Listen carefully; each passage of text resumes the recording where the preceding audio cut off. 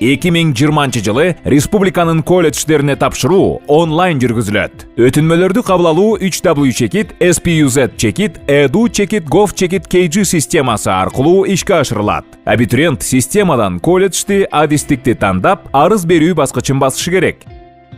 Керектүү талаачаларды толтуруп, сканерден өткөрүлгөн күбөлүктү же аттестатты жана сүрөттү тиркөө зарыл. Андан кийин каттоо баскычын басуу керек. Берилген арыздар баскычын басуу менен абитуриент өзүнүн орточо баллынын жыйынтыгын көрөт жана кабыл алынгандардын тизмесинен өзүн текшере алат. Сынак аттестаттын же күбөлүктүн орточо баллынын суммасы боюнча жана конкреттүү адистик үчүн профилдик предметтин баасы боюнча өткөрүлөт. Биринчи турга документтерди онлайн каттоо 13-июлдан 31-июлга чейин жүргүзүлөт. Экинчи турга 1-августтан 20-августка чейин. Кабыл алууга сунушталган абитуриенттердин тизмеси жайгаштырылгандан кийин абитуриенттер кабыл алууну каалоосун тастыкташы керек.